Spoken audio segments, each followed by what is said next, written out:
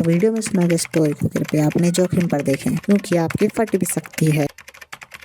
So guys, तो आज की इस वीडियो में भाई डरा क्यों रहा है? किस तरीके से बोलना है? ढंग से बोलना भाई, जैसे बोलता है तो। सॉरी तुम लोगों को डराने के लिए, लेकिन आज की इस वीडियो में हम लोग सुनने वाले हैं एक रियल हॉरर स्टोरी।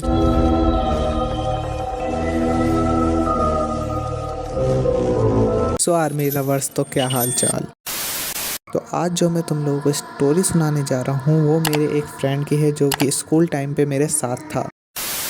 तो इस वीडियो के लिए हम अपने फ्रेंड को बुलाएंगे पिंकू। तो एक बार उनने मुझे बताया कि वो एक बार मसूरी गया था अपने कजन्स के साथ घूमने, और उसके मम्मी पापा जो है उसको परमिशन नहीं दे रहे थे उसके कजन्स के साथ जाने के लिए, क्योंकि वो 13 की 14 ईयर्स का था तब। सो उसने मुझे बताया कि फाइनली उसके मम्मी पापा तैयार हो गए थे उसको भेजने के लिए उसके कजन्स के साथ। तो पिंकू के जो कजन्स थे वो उससे काफ़ी बड़े थे एज में, क्योंकि उस वक्त वो सब कॉलेज में थे।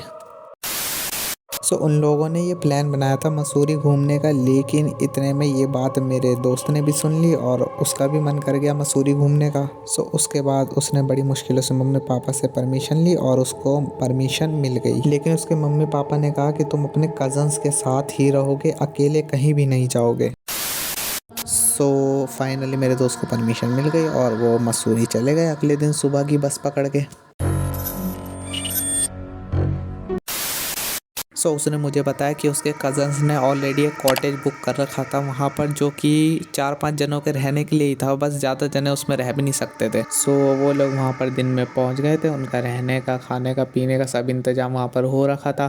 तो उसने मुझे बताया कि वहाँ पर वो गए दिन में, तो उन्होंने थोड़ा रेस्ट किया जब वो वहाँ पहुँचे थे। देन उसके बाद उन्होंने शाम का प्लान बनाया कि शाम को घूमेंगे कहीं पर। तो उनमें से जो उसके 2 कज़न थे, मैं बता दूँ कि वो टोटल 5 आदमी गए थे। तो उसमें से जो उसके 2 कज़न थे, इस वीडियो के लिए हम उनको बुला लेते हैं चिंटू और मिंटू। तो जो चिंटू और मिंटू थे वो इस बात से बिल्कुल भी एग्री नहीं थे, क्योंकि उन्होंने ये कहा कि हम नई जगह पर हैं और यहाँ के हमें रास्ते भी नहीं पता हैं और रात में यहाँ घूमना थोड़ा खतरनाक हो सकता है इस वजह से, और हमारे साथ पिंकू भी है। पर जो पिंकू के 2 कज़न थे जिनको हम इस वीडियो के लिए बुलाएंगे रॉकी और मोंटी, वो इस बात से बिल्कुल भी एग्री नहीं करे और उन्होंने कहा कि हम तो रात को घूमेंगे। और पिंकू ने मुझे ये बताया कि उसे भी घूमने का एक्साइटमेंट हो गया था रात को, और उसने मुझे ये बताया कि वो अपने 2 कज़न रॉकी और मोंटी की बात से एग्री था। पर जो उसके 2 कज़न थे चिंटू और मिंटू, वो इससे बिल्कुल भी एग्री नहीं कर रहे थे कि वो रात को घूमेंगे।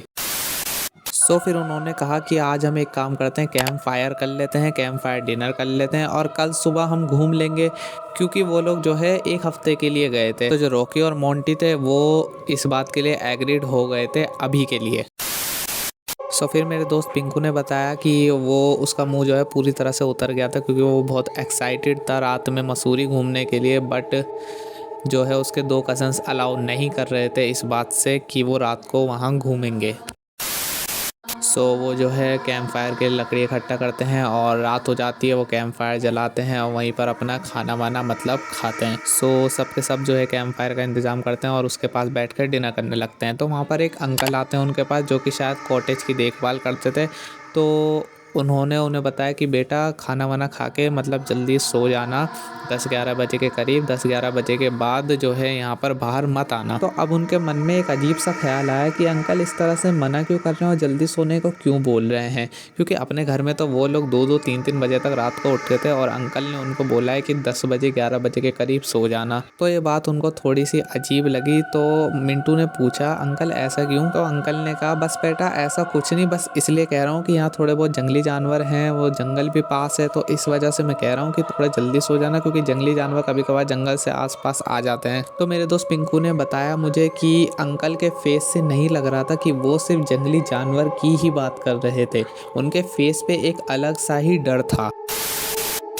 पर खैर वहाँ पर उन लोगों ने उस बात को इग्नोर कर दिया और खाना वाना खाया, और जैसा कि अंकल ने कहा था वो सब अपने अपने रूम में सोने चले गए। सो मैं बता दूं कि पिंकू जो रुका था वो चिंटू और मिंटू के साथ रुका था, और जो रॉकी और मोंटी का कमरा था वो अलग था। तो उस कॉटेज में 2 कमरे थे केवल।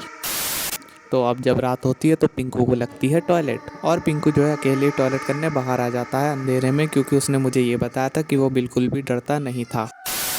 खैर अब जब वो बाहर आता है तो वो देखता है रॉकी को। रॉकी खड़ा था बाहर गेट के, और उसने उसको भाई कहकर बहुत आवाज़ें मारी, लेकिन रॉकी ने उसकी आवाज़ें नहीं सुनी। तो अब जब पिंकू रॉकी को गेट के बाहर देख लेता तो वो उसके पास जाता है और कहता है भाई आप यहाँ पर क्या कर रहे हो, उसको बहुत हिलाता है। तो रॉकी ज़्यादा कुछ जवाब नहीं देता है और उसको बस इतना कहता है कि पिंकू चल बाहर चल रहा है घूमने। तो पिंकू उसे कहता है कि चिंटू और मिंटू भैया ने तो मना कर रखा है रॉकी भैया, तो अब कैसे जाएंगे हम बाहर। सो रॉकी कहता है कि चल पिंकू हम अभी 1-2 घंटे में आ जाएंगे, घूम के आ जाते हैं, वो उठ भी नहीं पाएंगे और हम आ भी जाएंगे। तो उन्होंने एक दिन पहले ही एक गाड़ी बुक कर रखी थी जो कि वो कॉटेज के बाहर ही खड़ी थी ताकि वो सुबह उस गाड़ी में घूम सकें, ताकि उन्हें सुबह कोई दिक्कत ना आए। तो ऑब्वियसली रॉकी जो कि बड़ा था, कॉलेज का लड़का था, तो उसके पास लाइसेंस भी था, तो वो लेके चल दिया गाड़ी और पिंकू भी उसमें बैठ गया। तो मेरे दोस्त के अंदर तो एक्साइटमेंट का कीड़ा दौड़ रहा था रात को घूमने का, तो वो भी चल दिया भाई अपने भाई के साथ। तो अब जब वो बाहर घूम रहे थे तो वो पहुंच गए एक जंगल के पास। सो पिंकू ने मुझे बताया कि जंगल के पास उनने ऐसा कुछ देखा कि जिससे उसकी हालत पूरी तरह से ख़राब हो गई।